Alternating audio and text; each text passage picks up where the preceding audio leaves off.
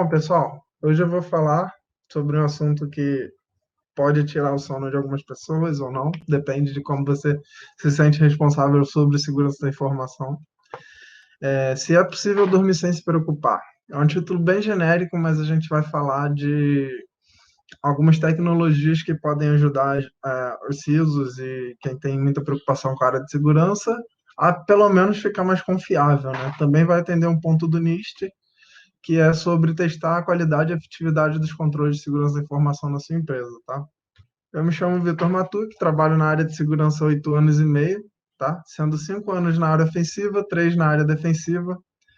E só para deixar claro, né, eu vou fazer um disclaimer aqui, que nada do que será dito nessa palestra tem ligação ou reflete algo com a empresa em que eu trabalho hoje, tá? Então, dito isso, vamos à palestra. Para iniciar, eu vou deixar alguns questionamentos em suas mentes, tá? Como se a sua empresa está segura agora, né? Você pode responder isso na sua mente. Vocês confiam nos terceiros que ajudam a área de segurança de vocês? Confiam no serviço que roda durante a madrugada no SOC de 24/7, né? Confiam nos seus controles que eles estão funcionando, né? Os seus controles preventivos, corretivos, detectivos, que estão funcionando como deveriam e com a qualidade que você espera? Eu faço essas perguntas porque na área de segurança da informação a gente não pode simplesmente confiar em algo, mas às vezes a gente contrata aquele serviço ou equipamento que a gente instala, deixa lá, né, fazendo o serviço dele, configura, né, deixa lá fazendo o serviço dele, confiante de que ele está desempenhando seu papel, tá? Essas perguntas são importantes para você ver se você se sente confortável com o que você tem de segurança hoje na sua empresa é o suficiente. Sabemos também que os maiores riscos de segurança da informação são as pessoas, né? Aqui a gente tem umas imagens que são até atuais, né? Eu recebi esses dias no WhatsApp, onde à direita ali vocês têm aqueles milhões investidos em SI, aí uma flecha bem na única brecha que tinha na armadura, o usuário clicou no phishing, né? Ou seja, os atacantes, os fraudadores só precisam de uma falha para invalidar todos os milhões de investimentos que a gente faz, né? Em firewalls, EDRs, antivírus, anti-spam e etc. Toda essa sopa de letrinha que a gente já conhece, que temos nas nossas empresas e nos nossos currículos. Um DKIM, um DMARC, um SPF que para de funcionar momentaneamente já nos traz um grande risco, né? Para que alguém faça um spoof no nosso domínio e aquele shadow IT, então, que a gente nem se fala, né?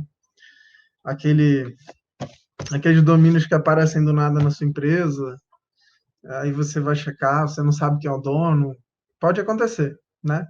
Nem sempre a gente tem o controle de tudo. Até mesmo um usuário insatisfeito pode acabar com todo aquele investimento que a gente fez.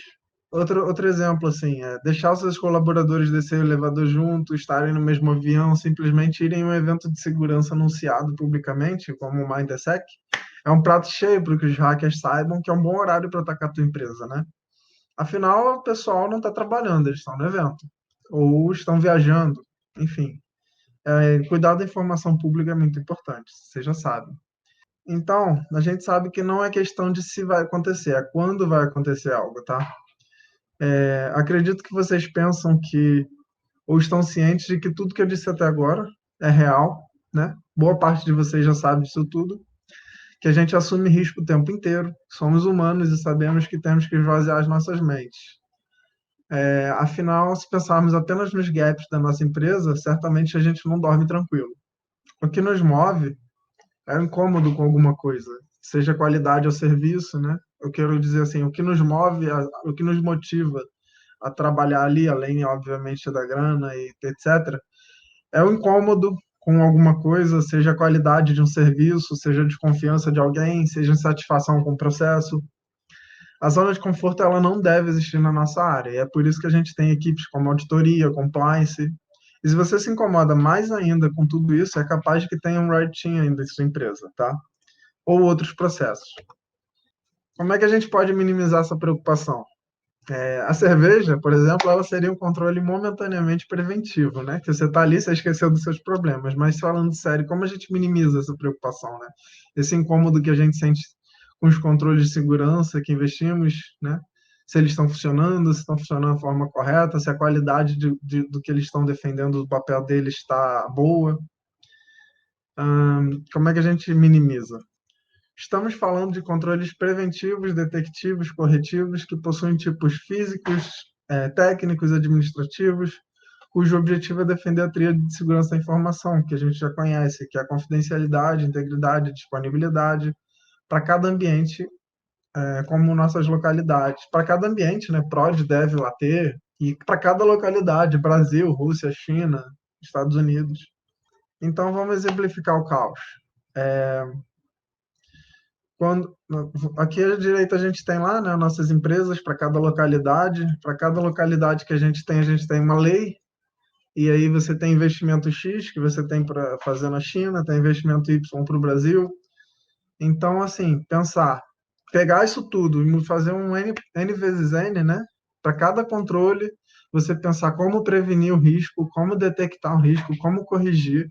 Para cada risco daquele, qual o seu controle físico, técnico ou administrativo. Para cada controle desse, você pensar na disponibilidade, integridade e confidencialidade de cada item que você quer defender em cada ambiente, devido à legislação e à localidade das empresas, né? E aí a gente complica um pouco mais, tá? Você tem lá um e-mail que pode ter vários tipos de ameaça por e-mail, como spam, phishing, spear phishing. E aí vamos pegar um de exemplo. O spam é muito fácil, né? Spam de tratar. Qual é o controle preventivo de um spam, não importa a localidade ou legislação. Botar um anti-spam. Qual é o controle detectivo? Um anti-spam. Qual é o corretivo? Um anti-spam. Você pode ir além disso nos seus controles, se você tiver mais criatividade. Agora vamos pensar para um phishing, né? O phishing ele pode ser via um spoof do seu domínio, pode não ser um spoof do seu domínio, pode ser um clone do seu domínio com substituição de caractere.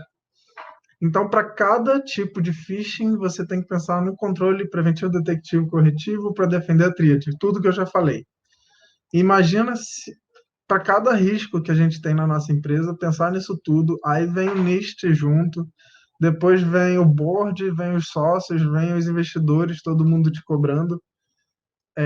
Aí você faz aquele hatch map esperto, né, com aquelas ferramentas de gerenciamento de risco, e ainda faz os testes de segurança. Então, assim, a gente sabe que não é fácil, né? É um mundo de coisas, então pelo menos a gente deve mapear tudo isso, seja numa planilha de Excel, numa ferramenta de gerenciamento de risco, e tentar pensar em todos esses riscos para cada controle, né? Pensar no que você quer defender para cada localidade. Ou seja, isso tudo vocês sabem que gerenciar risco é muito problemático, na verdade é um caos, porque tem que abraçar o mundo, mas você tem que focar, priorizar o que você quer. Então, tendo isso tudo em mente, como é que a gente consegue dormir tranquilamente, né? Porque é algo que está funcionando, pior ainda, tá? Se a gente dorme tranquilamente, é algo que está funcionando para de funcionar. Então, assim, tanto trabalho, tantas pessoas, tantas ferramentas para não deixar mais confortáveis que a nossa rede está segura, sendo que nem sempre a gente tem certeza de que tudo está funcionando como deveria. Então vamos lá, supondo assim que você fez o dever de casa por completo e tem tudo isso funcionando, ou mesmo você faz algo diferente disso que eu disse aqui para deixar a sua empresa segura. As coisas podem parar de funcionar simplesmente, então podem não ser realmente efetivas ou, né, podem não ser realmente efetivas quando postas à prova. Então assim, como o Nietzsche diz, é importante checar a efetividade e qualidade dos controles, tá? Alguns riscos para os nossos controles de segurança parem de funcionar são esses que eu exemplifiquei no slide. São erros operacionais, changes não informadas, riscos elétricos, má configuração ou configuração default de equipamentos, ou simplesmente o equipamento ou tecnologia desatualizada. O nosso objetivo hoje aqui nessa palestra é falar sobre a qualidade e efetividade dos controles que já existem na sua empresa, tá? O Gartner, ele informou em 2018 que vai adicionar uma nova categoria ao quadrante mágico dele chamada Breach Attack Simulation, ou BAS. Tá? A gente já tem algumas empresas vendendo esse tipo de ferramenta, como a AttackIQ, o Circuventive, etc. Também temos algumas ferramentas open source, como eu botei aí no slide, com os links bem pequenininhos, que já se aventuram a fazer o que as grandes empresas fazem, né? E, sim, você pode começar com uma dessas para poder testar o seu ambiente, tá? Qual que é o objetivo, né? A ferramenta de base, ela simula atividades maliciosas, incluindo técnicas que podem ignorar os seus controles.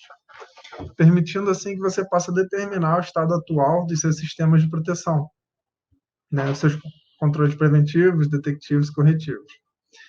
Basicamente, ele automatiza o Purple Team, aquele time que é formado de tempos em tempos, então, para testar as defesas, como elas se comportam, como os determinados ataques e talvez como determinados ataques vão ser defendidos ou vão ter um incidente respondido, né? E talvez até conseguir montar aqui o chain do ataque, né? Então, o BAS ele é uma ferramenta de emulação automatizada ou semi-automática, tá? De agentes de ameaça ATP, Advanced Persistent Threat, contra sistemas de informação que vocês têm dentro do seu ambiente. E ele vai determinar a eficácia dos seus controles de segurança da informação. E vai te ajudar a melhorar a efetividade, ver se a proteção está ok, detecção, se eles vão defender o seu sistema de usuários maliciosos. Se você está defendendo, tá? Então, assim, é mais uma ferramenta, né? Então, a gente vai falar de custo, ou não, se vocês usarem open source. Mas se formos falar de custo, né? Como é que a gente justifica o ROI? Para começar, as tecnologias de validação de segurança, elas são indicadas pelo NIST, tá? Então, você tem que ter um meio de validar. A estrutura de gerenciamento de risco do NIST 837 inclui uma etapa de avaliação para determinar se os controles de segurança que você tem foram implementados corretamente, estão operando como pretendido e produzindo o resultado desejado. Então, a gente parte no problema sobre como quantificar o gasto com essa ferramenta, né? Como quantificar o retorno que essa ferramenta vai nos trazer, uma ferramenta desse tipo. Essa, inclusive, é uma das áreas mais desafiadoras de tecnologia, todo mundo sabe que demonstrar valores em investimentos em segurança da informação, defender esse valor investido é muito difícil. Então, a gente pula essa parte por enquanto. Então, voltando ao BAS. Como é que o BAS é diferente de uma ferramenta de varredura de vulnerabilidades, um pentest ou ter um Red Team, né? Na verdade, o BAS ele é uma ferramenta extra, ele vai compor toda a sua parte de defesa, toda a sua parte de validação. Ele vai se tratar mais de um amadurecimento dos serviços de segurança cibernética que você tem, tá? Então, se a sua organização ela não emprega atualmente uma combinação de varredura de vulnerabilidade periódica, teste de evasão, ou se você não tem um Red Team, então os serviços como o BAS, eles ainda não são para você, tá? Eles têm que ocupar um patamar inferior na sua lista de prioridade do que você deseja ter de segurança da informação na sua empresa. Basicamente, se a gente for comparar o BAS com todo o resto do serviço, o BAS, o Pentest, por exemplo, ele responde perguntas como: é possível entrar na minha empresa, né? E o BAS ele vai responder: os meus controles de segurança funcionam, tá? Porque assim, quando o teste de evasão ele ocorre, o seu time ele não está preocupado em testar cada ponto do controle de segurança que você tem. Ele está focado ali no objetivo final, é vazar o banco de dados. Ele vai procurar vazar o banco de dados, não importa como, mas ele vai pelo menor caminho e o caminho mais fácil, se possível. O BAS não, você vai configurar e ele vai testar tudo que você tem, tá? A gente vai falar disso já já. Eu vou compartilhar com vocês a minha experiência com esse tipo de ferramenta, tá? Ele imita um conjunto grande de ATPs, né? O Advanced Persistent Threat, ele pode imitar o FIM 10, FIM 4, pode imitar o que você quiser na sua empresa, né? Para ver se esse determinado grupo hacker me atacasse, será que eu estaria ok? Será que meu time responderia o incidente de forma correta? Quanto tempo meu time levaria para responder? Meus controles funcionaram? Você pode botar isso tudo no processo do BAS. E ele também vai testar diferentes cenários com diferentes atores, né? Eu estou te falando dos benefícios. A gente tem mais. Por exemplo, ele é ágil. Ele é muito semelhante a lançar um scanner de vulnerabilidades, né? Você configura, dá play, espera o resultado, checa. Então, tem mais benefícios como uma das primeiras maneiras cíclicas e objetivas de testar a segurança da informação implantada na sua empresa. Pode ser utilizado para testes contínuos ou pelo menos frequentes. Ele pode testar uma ampla variedade de tecnologias que você tiver, vários tipos de firewall, vários tipos de antivírus. Ele não requer um pentester, né? Não requer um cara muito talentoso para cumprir determinado objetivo. Afinal, toda a inteligência já está na ferramenta. Então, você pode ter um júnior operando a ferramenta, tá? Um pleno, vai. Ele faz exploração e pós-exploração, simula atores ou malwares específicos, ajuda a treinar a sua equipe, né, o Blue Team, a fazer a detecção e defesa e resposta. E você pode, por exemplo, utilizar ele para comparar ferramentas que você tem. Por exemplo, você tem 2 antivírus que você quer contratar. Você instala um antivírus em cada máquina e executa o BIOS ali com todos os malwares possíveis existentes até hoje. Vamos ver qual que antivírus fez o papel melhor. Tá? Imagina isso no caso de anti-spam que você queira contratar, o WAF, etc. Agora, as principais dificuldades que eu encontrei foram que é necessário que você conheça a sua empresa de cabo a rabo, tá? A sua infraestrutura. Afinal, o BIOS, ele, em sua grande maioria, ele precisa de agentes instalados nas máquinas, precisa de agentes em determinados pontos de infraestrutura, né? Então, você tem que ter ali bom conhecimento da sua infraestrutura. É necessário também que você tenha um recurso dedicado para mexer nessa ferramenta, afinal, se o BIOS ele se certifica de que todos os controles têm qualidade e estão funcionando. Quem quer que avalie o BIOS? Quem configura, sabe? Pois é, então haja braço, tem que ter alguém dedicado ali à ferramenta. Outro fator foi preço, é uma ferramenta cara, bem cara. Ela necessita de priorização, tá? Inicialmente, para você obter bons resultados. E o processo de detecção dela pode ter muitas etapas manuais. Eu vou explicar por que já já, tá?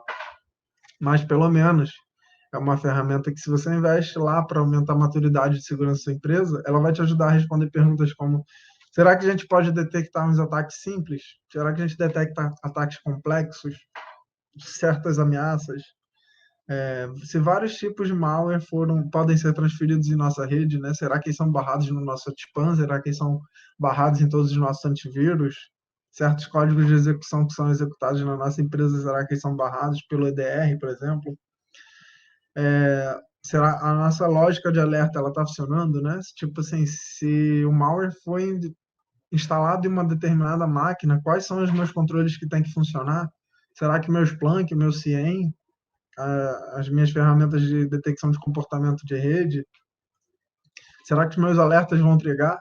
Será que meu time vai responder rápido o suficiente a esses alertas quando eles trigarem? Né? Isso daí não faz parte do BAS, mas você pode incluir nos testes. Então, se executássemos isso em, sei lá, vamos supor que a gente está testando aqui toda a infraestrutura do Brasil.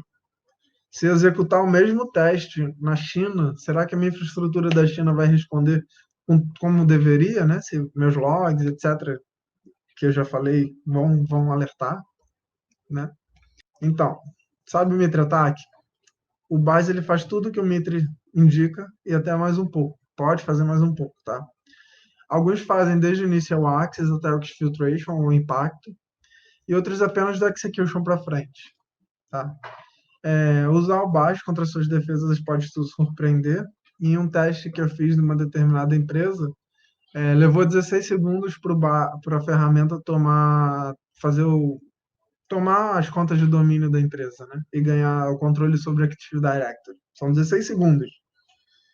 Um pentest para fazer isso, o cara tem que rodar N ferramentas. Um Red Team, né, para fazer isso, tem que rodar N ferramentas, rodar o scan e etc.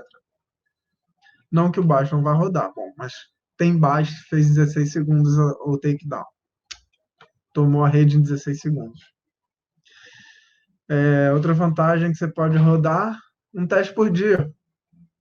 Você bota para rodar um teste às 9 horas da noite, 10 horas sai o resultado, você vê que está tudo funcionando, você vai dormir. Tipo isso. E também pode te ajudar a checar se o ambiente de rede foi modificado, né? Por exemplo, o que eu já vi, o BAS ele está enviando e-mail ali, e aí está tentando vários tipos de spoof, e nenhum passa. De repente, num determinado dia, ele falou que passou. Sabe o que aconteceu? Será que atualizaram a técnica do Breach Attack Simulation? Será que alguém fez uma change e alterou a ordem das regras do anti-spam, anti-spoof, né? Então, quando isso acontece, né? Ontem estava tudo ok, meus controles estavam todos bem. Amanhã parou de funcionar. O que aconteceu? Você vai lá e investiga, você não é pego de surpresa. Então, aqui eu fiz um comparativo com as ferramentas open source.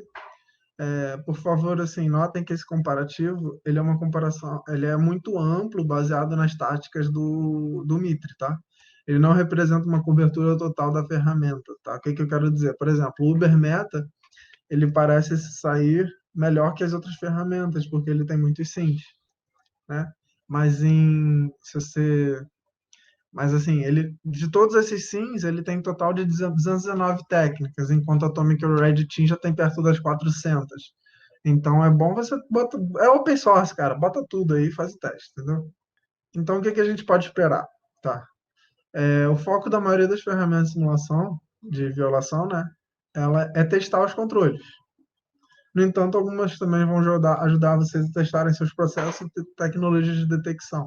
Um problema assim do baixo que eu venho vendo é justamente que é um desafio para muitos usuários utilizar a ferramenta, requer uma expertise boa da sua infra, como eu já falei anteriormente. Você tem que ter um inventário bom da tua empresa, a topologia de rede, tem que ter uma conscientização do pessoal que está lá para entender o que, que vai ocorrer. Essas ferramentas, elas não testam o que não sabem que não existe, né? Um scan, você aponta para um range de IPs, ele vai escanear o que tiver ali, mesmo que ele não saiba. O BAS não. As ferramentas de BAS, algumas, você tem que informar exatamente o que, que existe na sua rede para elas poderem funcionar. Então, se surge algo novo na sua rede, você tem que estar por dentro e você vai ter que fazer planejar um novo teste naquele ambiente novo, tá? Então, então, assim, o uso dessas ferramentas é apenas se a gente estiver preparado para agir de acordo com os resultados e priorizar o que foi encontrado baseado nos nossos riscos que a gente vai levantar, ou que a gente tem. A ferramenta, o que a gente pode esperar? Assim, resultados de predição de ataques. Qual é o ponto mais frágil da minha infraestrutura, né? De tudo que eu mapeei aqui, o cara consegue. Aqui é o melhor ponto para alguém olhar. Quais são os passos necessários que um hacker leva para entrar na minha empresa, né? Por exemplo, vamos supor que vocês estejam testando um baixo initial access, né? Então recebeu ali um phishing, o próprio baixo clica no e-mail para ver se executa o malware na máquina e faz ali um mimikatz para fazer o dump da senha da memória, né? Então ele vai te mostrar o passo a passo. Então você vai saber os passos que um hacker vai ter para entrar na sua empresa e atingir um determinado objetivo. Os controles preventivos, assim, você pode responder coisas como se o ataque foi bloqueado, antes de alcançar o alvo, em quais passos o ataque foi detectado, no caso de controles detectivos, né? Se o atacante conseguiu o que precisava, exfiltration, impacto, ou seja, qualquer outra coisa que atinja a tríade de segurança. Em questão de controles detectivos, a gente tem se a atividade foi logada, né, no nosso CIEM, no nosso Splunk, se ela foi alertada, onde é que ela foi alertada, quais as ferramentas, se o evento foi correlacionado, né? Se a gente tem lá correlações e se isso funcionou direitinho, e ele vai testar a todo momento. E em questão de monitoramento, né? Se um analista ele pode ter respondido dentro da SLA, a gente não precisa avisar que o BAS está fazendo os testes. Os testes estão ocorrendo o tempo todo. Se o BAS está falando que não aconteceu nada, que está tudo funcionando, ok. Agora, se o BAS informa que algum ataque dele não foi detectado ou defendido, como é que qual o SLA, né? Como é que o pessoal, o nosso Blue Team, eles só que eles vão defender? Quanto tempo eles vão levar a fazer isso, né?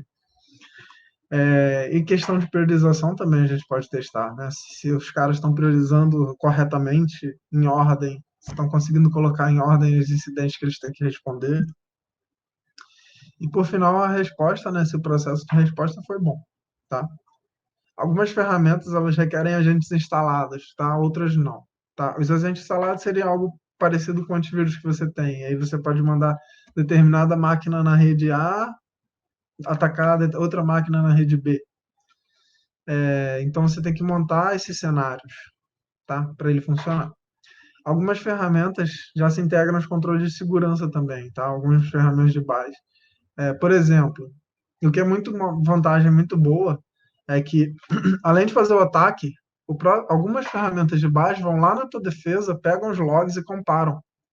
Será que esse ataque foi detectado aqui? O log está aqui, entendeu? E ele bate, te fala, ó, o ataque foi detectado e prevenido.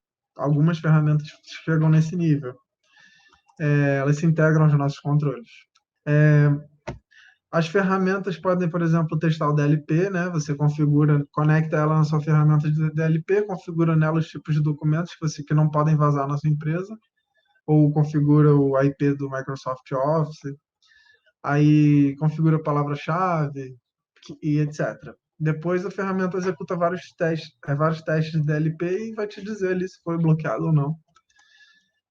Pode também executar testes de filtração, tentar vazar algum documento por alguma outra forma, tipo DNS, IP, ping, alguma coisa do tipo. Mais algum benefício assim que ela tem, que você pode instalar um agente do Base em duas máquinas, né? Como eu falei anteriormente, cada uma com antivírus, você quer testar aquele vendor ali, se ele tá, qual é o vendor que está detectando mais, segundo aquela ferramenta de base, né? Você pode usar várias ferramentas e aí você mata a pau a tua dúvida sobre a qualidade do que você está comprando, né? Pode até te ajudar, por exemplo, a justificar o ROI para uma determinada compra. Então, assim, eu testei também as ferramentas de open source e de empresas privadas, as duas. As diversas ferramentas de open source que a gente tem, elas são muito legais, são bem boas, assim, se a gente tiver uma comunidade, um time capaz de colaborar ali na construção, vale a pena.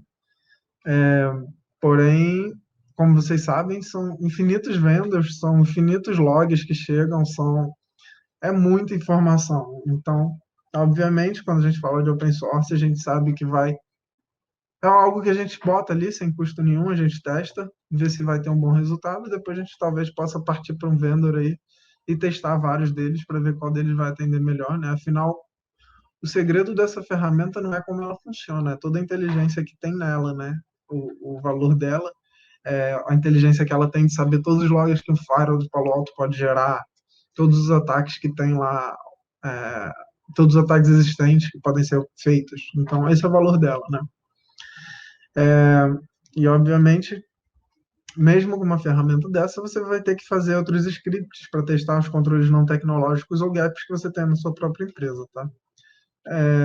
Então, aqui eu estou compartilhando com vocês um link do Gartner. Esse é o link para quem tem login e senha lá. É para você baixar esse documento. Ele vai ter é muito extenso, tem muitos outros pontos sobre esse tipo de ferramenta que a gente espera que já apareça no próximo quadrante mágico. Tem muitos detalhes lá, é bem rico o documento. Então, a gente pode voltar às perguntas iniciais. Vamos lá. A sua empresa está segura agora? Né? Você pode falar a princípio que sim. Eu sei o que está funcionando, eu sei que não está e sei quais são os meus riscos assumidos. Mas tem certeza que não tem nada parando porque alguém fez uma besteira? Então, certeza a gente não consegue ter, mas pelo menos a gente pode ficar testando para ter certeza naquele momento, né? Naquela janelinha ali, eu sei que está tudo ok. Amanhã eu checo de novo.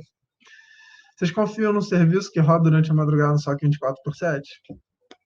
Você poderia responder também que sim, basta executar os testes durante a madrugada e ver como eles respondem ao incidente, caso baixe uma ferramenta dessa e encontre alguma coisa, né?